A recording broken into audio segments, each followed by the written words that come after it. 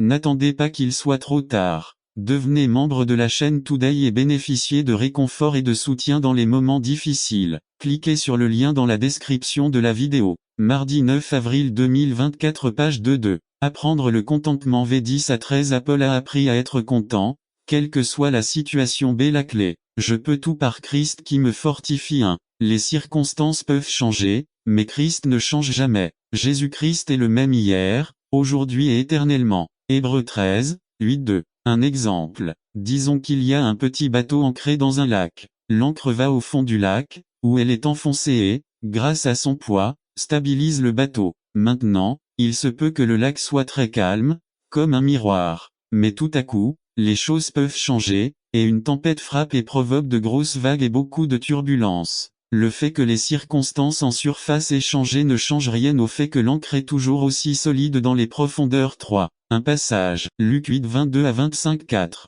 Une philosophie. À l'époque de Paul, il existait une philosophie appelée stoïcisme, qui promouvait également le contentement. Ces philosophes avaient l'idée que ce qui allait arriver arriverait, quoi qu'il fasse. Ils l'ont simplement supporté, parce que l'aimer, dit Jacques. Non, vous avez répondu à votre propre désir, à votre propre chair. Dieu les a prévenus dès le début. 5. Jacques prive ceux qui cèdent à la tentation de toute excuse pour vouloir blâmer quelqu'un. La faute en incombe à soi-même. La culpabilité d'avoir été attrapé, séduit et entraîné à tout avoir avec une décision personnelle. 6. Tout comme personne n'est sauvé par la bonté d'autrui, mais par sa propre décision d'accepter Jésus. De même, personne n'est perdu à cause du mal d'autrui. C'est une affaire personnelle. B. Dans 1, 15, Jacques change la métaphore. Les progrès de la tentation, ou les étapes de la tentation, sont illustrés graphiquement par des images de l'anatomie. Les organes de la reproduction humaine.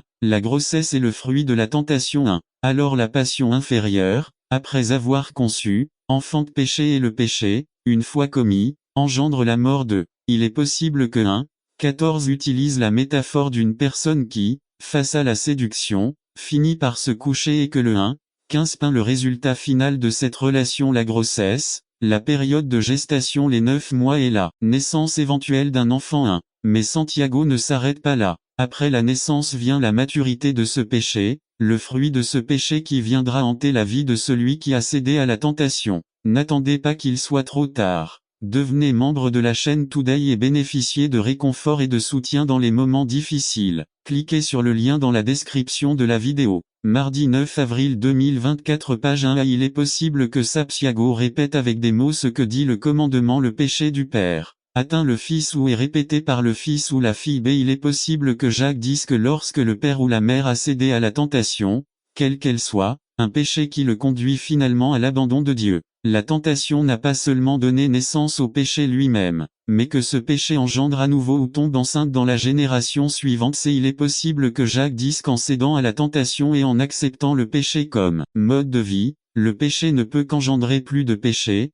plus de souffrance et viendra vous hanter pour le reste de votre vie. 2. Santiago insiste sur le fait que ce cycle doit cesser. Ce n'est pas parce que mon père ou ma mère l'a fait que je dois le faire aussi. 3. Si vous êtes croyant, dit Jacques, le fruit de la tentation ou du péché doit cesser avec votre décision. 2. Surmonter la tentation. Le tableau que dresse Santiago est très sombre. Mais l'attention de Jacques n'est pas portée sur cette boîte noire, mais sur Dieu. Jacques veut préciser que Dieu ne doit être blâmé pour aucune de nos décisions. 1. Dieu n'initie pas ces tentations qui aboutissent à de dures épreuves. Et bien que le diable soit derrière chaque tentation, Jacques ne blâme pas le diable, qui connaît, en plus des actions, les véritables motivations et intentions du cœur. S'il y a quelqu'un qui pourrait nous trouver indignes d'être aimés, c'est bien le Seigneur. C'est pourquoi son amour est éternellement merveilleux. Paul a dit, mais Dieu nous montre son amour, en ce que, alors que nous étions encore pécheurs, Christ est mort. Et 11,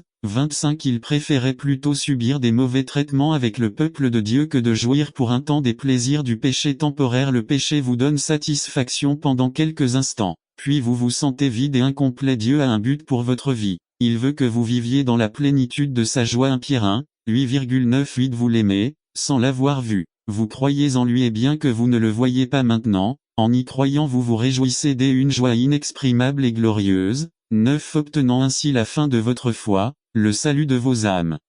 Parfois, dans ce monde, Il y a des gens qui vous guident jusqu'à la porte pour vous dire au revoir. Puissions-nous montrer à tous ceux que nous rencontrons sur le chemin de la vie et leur présenter la vraie porte où ils seront accueillis. N'attendez pas qu'il soit trop tard. Devenez membre de la chaîne Today et bénéficiez de réconfort et de soutien dans les moments difficiles. Cliquez sur le lien dans la description de la vidéo. Mardi 9 avril 2024 page 3 psaume 24, 7 levez la tête, ô accent circonflexe porte. Levez-vous, ô accent circonflexe portes éternelles, et le roi de gloire entrera. N'attendez pas qu'il soit trop tard. Devenez membre de la chaîne Today et bénéficiez de réconfort et de soutien dans les moments difficiles. Cliquez sur le lien dans la description de la vidéo. Mar 9 avril 2024 page 4 là où coule la puissance de Dieu résumé. La puissance de Dieu coule partout où l'on ouvre la porte. Comme une inondation, elle se précipite pour éliminer les obstacles. Par Crébéné ce que le pouvoir pentecôtiste devrait faire dans les actes de notre Église 3, 1 à 10 Saint Pierre et Jean montèrent au temple au moment de la prière, la 9e heure 2 et on amena un homme boiteux dès le ventre de sa mère. Chaque jour, il le déposait à la porte du temple appelé la Belle, pour demander l'aumône à ceux qui entraient dans le temple 3 lorsqu'il vit Pierre et Jean sur le point d'entrer dans le temple. Il les supplia de recevoir l'aumône 4 alors Pierre et Jean le remarquèrent et lui dirent, « Regarde-nous 5 il leur prêtait attention, car il espérait recevoir quelque chose de 6 mais Pierre lui dit, « Je n'ai ni argent ni or, mais ce que j'ai, je te le donne. Au nom de Jésus-Christ de Nazareth, levez-vous et marchez. » 7 Il le prit par la main droite et le releva. Immédiatement, ses pieds et ses chevilles furent fortifiés. 8 Et il se leva d'un bond et se mit à marcher. Et il entra avec eux dans le temple, marchant, sautant et louant Dieu. 9 Tout le peuple le voyait marcher et louer Dieu. 10 Ils reconnurent que c'était celui-là même qui mendiait à la belle porte du temple. Et ils furent remplis d'étonnement et d'admiration de ce qui lui était arrivé. 2 Raisons pour lesquelles la puissance du Saint-Esprit a été donnée. 1. Transformation personnelle. 2. Être des témoins. Dans le monde entier l'Église avec la puissance pentecôtiste doit élever le niveau d'attente. En VS 4. Pierre dit, « Regardez-nous et dans l'essai 5, l'homme s'attendait à recevoir quelque chose de Pierre et Jean s'attendaient à être utilisés par Dieu pour ce qu'ils avaient déjà reçu de Dieu. Le boiteux s'attendait à ce que quelque chose remarque qu'ils étaient différents de la plupart des HCH 4. 13 Et voyant le courage de petits enfants, n'aimons pas en parole ou avec la langue, mais en action et en vérité. Matthieu 15, 7 à 9 Hypocrite, Isaïe a bien prophétisé sur vous, lorsqu'il dit 8 Ce peuple n'attendra pas qu'il soit trop tard. Devenez membre de la chaîne Today et bénéficiez de réconfort et de soutien dans les moments difficiles. Cliquez sur le lien dans la description de la vidéo. Mardi 9 avril 2024 page 4 Honneur. Mais son cœur est loin de moi. 9 Car il m'honore en vain, enseignant comme doctrine des commandements d'hommes. Matthieu 23, 27 Malheur à vous, scribes et pharisiens hypocrites, car vous ressemblez à des tombeaux blanchis à la chaux, qui paraissent beaux au dehors, mais qui, au dedans, sont pleins d'ossements de mort et de toutes impuretés. 2 Corinthiens 3, Si Dieu a également fait de nous des ministres compétents d'une nouvelle alliance, non de la lettre, mais de l'esprit car la lettre tue, mais l'esprit donne la vie. Matthieu 5, C'est que votre lumière brille devant les hommes, afin qu'ils voient vos bonnes œuvres et glorifient votre Père qui est aux cieux. N'attendez pas qu'il soit trop tard. Devenez membre de la chaîne Today et bénéficiez de réconfort et de soutien dans les moments difficiles. Cliquez sur le lien dans la description de la vidéo. Mardi 9 avril 2024 page 5 La grandeur de Dieu introduit résumé. Profitez avec étonnement de la grandeur de Dieu et soyez humiliés devant lui. Goûtez sa bonté et sa gloire dans sa grandeur. Par Matt Black La grandeur de Dieu révélée. Une introduction. Proposition. L'étude de Dieu nous oblige à admirer la grandeur et la gloire de sa personne. Verset clé. Romains 11:33 Le but de la parole de Dieu est de nous obliger à admirer la grandeur et la gloire de Dieu. Dans cette série, nous examinerons les principales doctrines de la Bible et chaque doctrine nous amènera à voir à quel point notre esprit est petit et à quel point notre Dieu est grand. Vous pourriez penser que l'étude de Dieu, la théologie, ne vous est pas utile mais vous auriez tout à fait tort. Les doctrines les plus profondes de Dieu affecteront votre vie quotidienne. Si telle n'est pas notre expérience, c'est parce que nous ne croyons pas aux doctrines de la Bible ou que nous les appliquons avec un esprit fier qui en fait un jeu. L'étude de Dieu ne consiste pas à gonfler nos têtes mais à humilier nos cœurs et à nous laisser vides devant lui, prêts à voir combien nous sommes petits et combien il est grand. Pour commencer, regardons notre texte, qui formule mieux cette pensée que n'importe quel homme, car cela a été écrit du doigt de Dieu. Romains 11 33 à 36. Le contexte de ces versets traite de notre salut. Paul arrive à la fin d'un passage où Dieu révèle qu'il a détruit la nation d'Israël afin qu'il puisse avoir pitié de tous. Paul est humilié devant la grandeur et la gloire de Dieu et fait cette merveilleuse déclaration sur la personne de Dieu. Conformément au but de cette étude, je vais montrer comment cette affirmation s'applique à toutes les doctrines de la Bible. Nous verrons comment le Dieu impénétrable dans le salut est également au-dessus de nos pensées dans toute doctrine biblique. Au accent circonflexe profondeur. Nous lisons d'abord les paroles étonnantes de Paul. Au accent circonflexe profondeur. Il y a une profondeur en Dieu qu'aucun homme ne peut comprendre. Quand Job pensa à lui, il dit que l'Église chrétienne est née dans le système romain,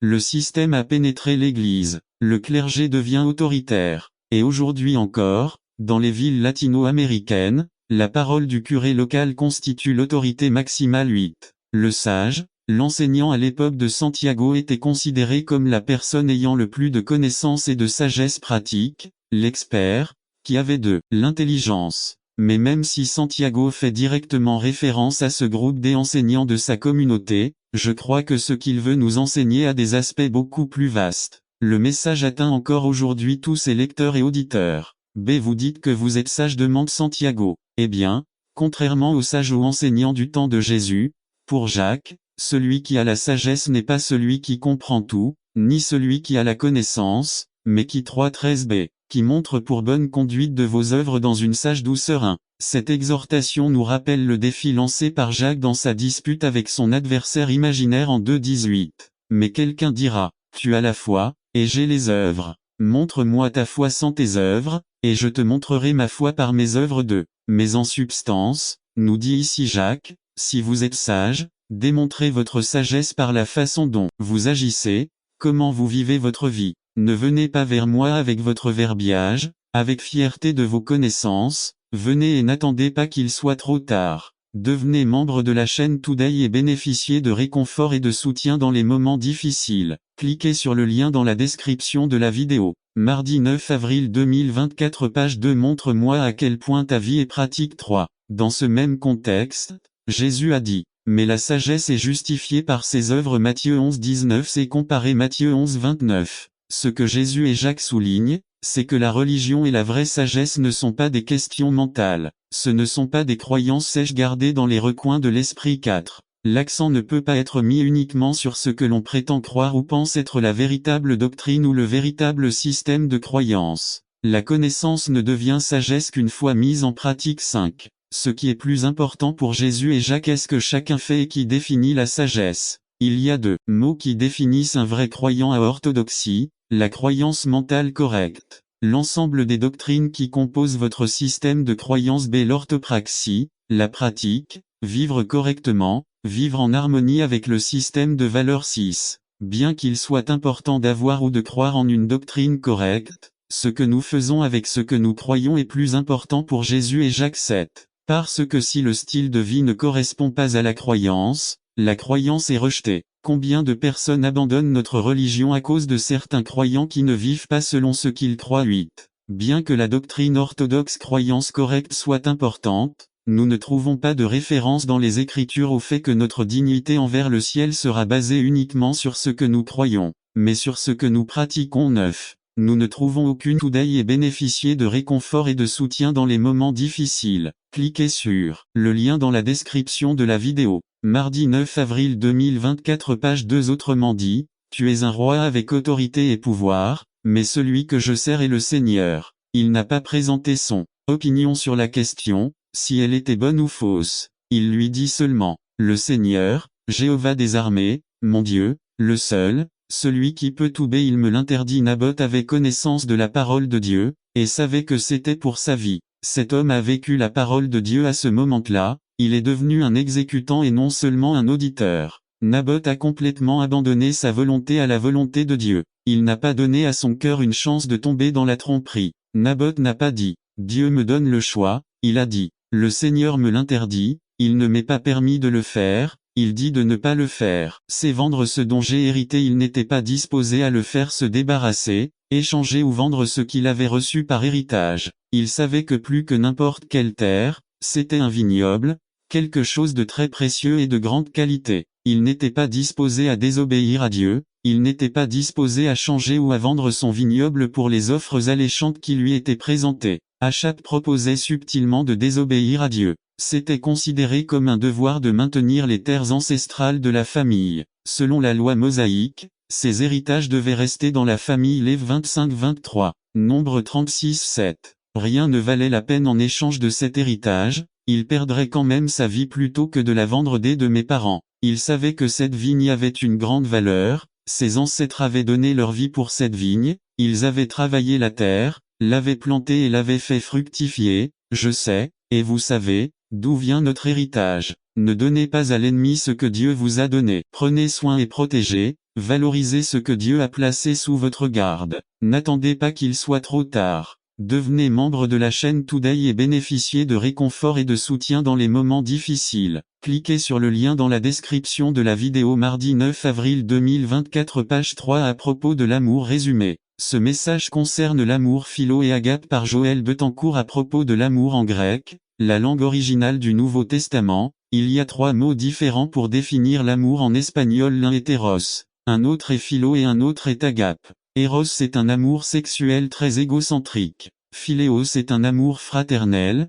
à double sang, entre deux personnes, deux bons amis. Agape. Il s'agit d'un amour total, altruiste et généreux qui n'exige ni n'a besoin d'être réciproque de la part de l'autre personne, de la personne aimée. C'est un amour désintéressé donné sans rien attendre en retour. C'est inconditionnel. Cet amour qui se sacrifie est la solution divine pour les mariages composés d'êtres humains imparfaits. Il existe des centaines de versets dans le Nouveau Testament qui font référence à l'amour agape. Jean 3,16 Romains 5,8 Mais Dieu nous montre son amour, en ce sens que peuvent être un excellent exemple pour la vie de nombreuses femmes. Par Ramon Roja lecture 1 Samuel 1, 1 à 11 Introduction. Aujourd'hui est un jour spécial car nous honorons toutes les mères au milieu de notre service. Je veux que nous puissions évaluer la personne d'Anna et voir les enseignements qui, à travers sa vie, peuvent être un excellent exemple pour la vie de nombreuses femmes. Nous connaissons tout, l'histoire de cette femme. Et chaque femme de foi sera confrontée à des problèmes à 1 Samuel 1, 1 à 8b. Il est facile de penser que les héros de la Bible sont différents de nous. Il nous est difficile de nous identifier à eux car nous pensons qu'ils sont parfaits et que leur culture est différente de la nôtre. Anna n'ayant pas d'enfant, son nom fut ajouté à la liste des femmes stériles dans la Bible, telles que Sarah épouse d'Abraham, Rebecca épouse d'Isaac, Rachel épouse de Jacob, Ruth épouse de Boaz, Élisabeth mère de Jean-Baptiste. Dès son problème n'était pas naturel, mais causé par Dieu. 1 Samuel 1, 5,6 Ces derniers jours, il y a beaucoup de trompeurs et de faux prophètes. N'attendez pas qu'il soit trop tard. Devenez membre de la chaîne Today et bénéficiez de réconfort et de soutien dans les moments difficiles. Cliquez sur le lien dans la description de la vidéo mardi 9 avril 2024 page 3 Break de glace résumé. Avez-vous trouvé que la victoire vous échappe parfois? Il est possible que la fierté soit plus grande dans votre vie que vous ne le pensiez. Humiliez-vous et laissez briller la lumière de Dieu, et ainsi il y aura une grande victoire par Béné brisez le verre, que la lumière brille. Juge 6, 12 Et l'ange de l'Éternel lui apparut et dit, L'Éternel est avec toi, ô accent circonflexe brave guerrier. Dieu l'appelle dans la foi ce qui allait être Gédéon. Juge 7, 15 à 21 15 Et il arriva que lorsque Gédéon entendit l'histoire du rêve et son interprétation, il adora. Puis il retourna au camp d'Israël et dit, Lève-toi, car l'Éternel a livré le camp de Madian entre tes mains. 16 Gédéon répartit les 300 hommes en 3 escouades, il leur mit dans chacune des mains des clairons et des cruches vides, avec des tisons allumés à l'intérieur des cruches. 17 Et leur dit, Regardez-moi et faites ce que je fais. Et voici, quand j'arriverai aux limites du camp, tout ce que je ferai, vous le ferez aussi. 18 Quand je sonnerai de la trompette avec tous ceux qui sont avec moi, vous qui serez autour de tout le camp sonnerez aussi des trompettes, et crierez, pour Jéhovah et pour Gédéon. 19 Gédéon et les 100 hommes qui l'accompagnaient arrivèrent hors du camp, au début de la garde du milieu, alors que les gardes venaient d'être relevés. Alors ils sonnèrent dans les clairons et brisèrent les cruches qu'ils portaient à la main. 20 Les 3 escadrons sonnèrent des clairons, et cassant les cruches, ils prirent les brandons de la main gauche tandis que de la droite ils sonnèrent des clairons et crièrent l'épée pour Jéhovah et pour Gédéon. 21 Chacun restait à sa place autour du camp, mais toute l'armée courut en criant et en s'enfuyant.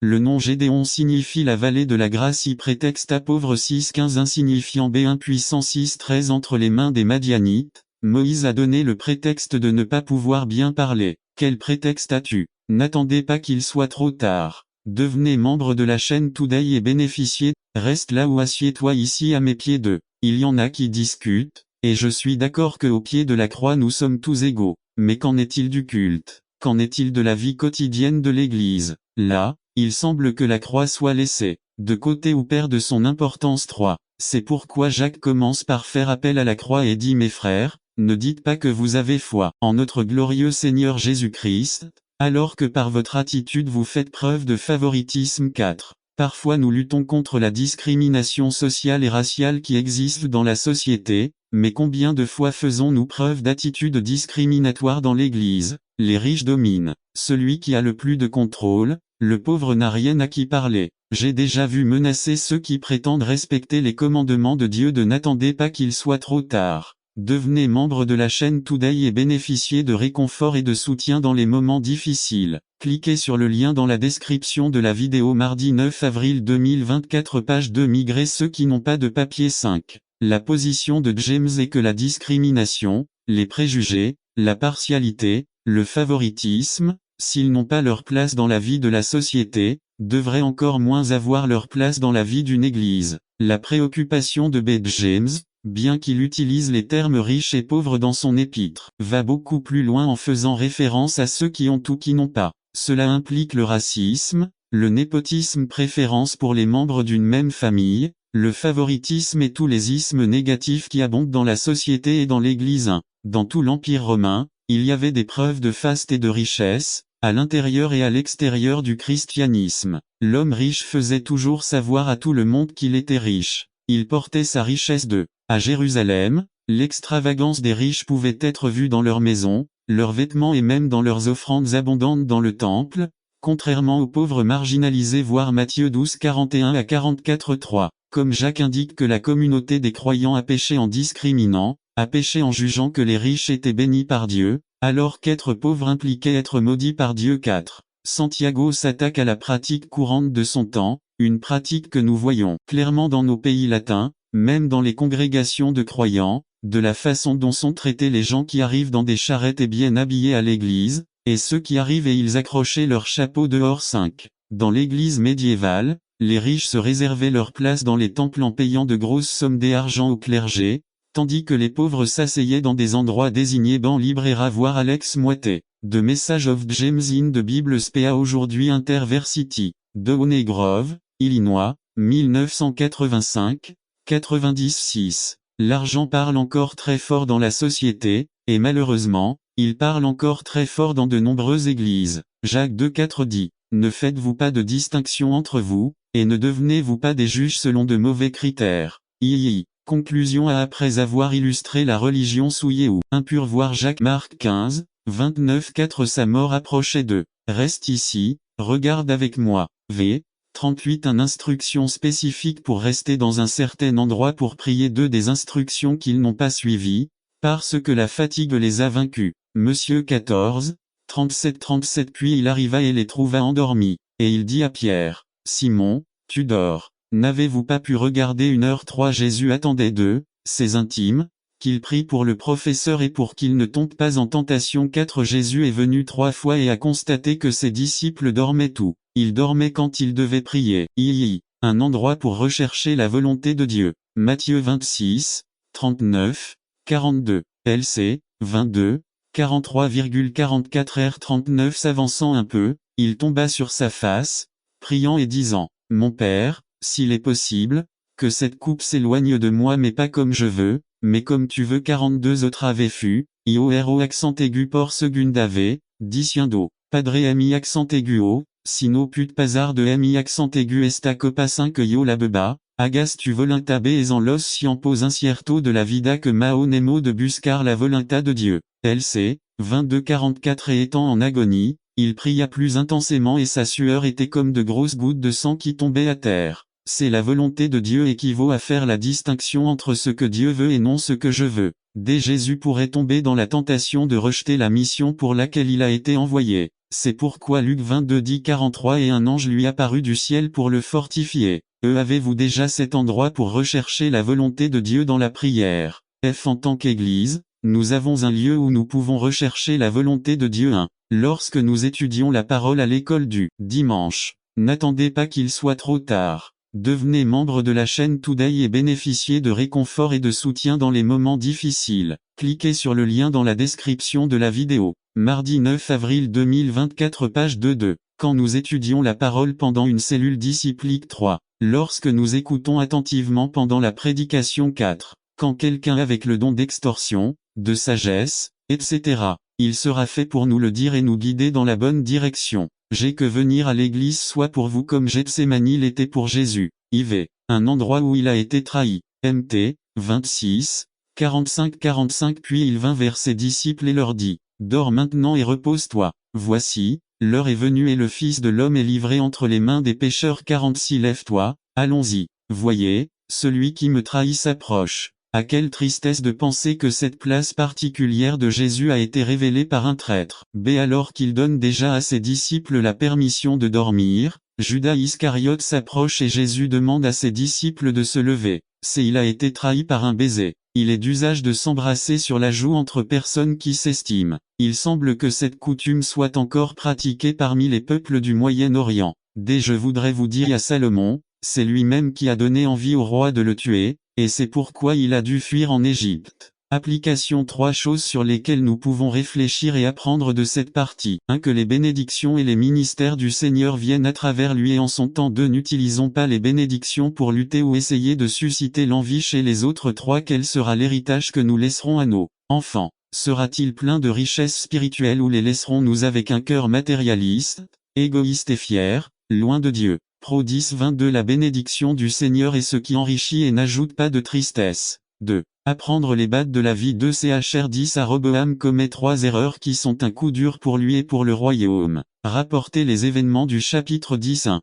Il n'a pas consulté Jéhovah. 2. Il a demandé conseil aux anciens, à ceux qui étaient déjà au courant de l'affaire, mais il n'y a pas réfléchi. 3. Il a demandé conseil aux inexpérimentés, il ne les a pas discernés et écoutés. B. Le résultat de sa décision a été terrible. 1. Le royaume était divisé. N'attendez pas qu'il soit trop tard. Devenez membre de la chaîne Today et bénéficiez de réconfort et de soutien dans les moments difficiles. Cliquez sur le lien dans la description de la vidéo. Mardi 9 avril 2024 page 1 à 2 tribus au sud, Judas et Benjamin. B. 10 tribus au nord. 2. Il dut quitter Sichem.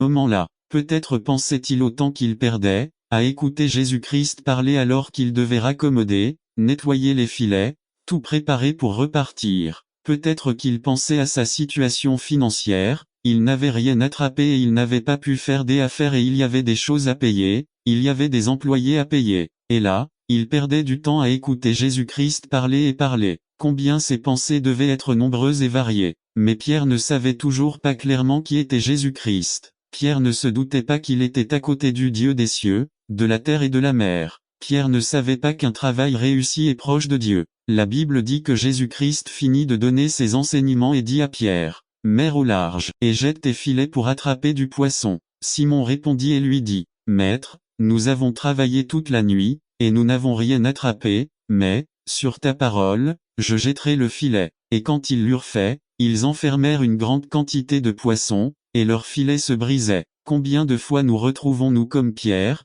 fatigués, inquiets, sans aucun espoir, sans travail, avec de gros problèmes économiques que nous ne savons pas comment résoudre et nous oublions Dieu, nous oublions de le mettre en premier. Nous oublions que seuls les proches de Dieu peuvent trouver le travail avec succès. Mettez Dieu en premier dans votre vie et vous verrez ce que signifie avoir un travail réussi. Dieu est le pourvoyeur par excellence et en étant proche de lui nous pouvons trouver la solution à tous nos besoins. 2.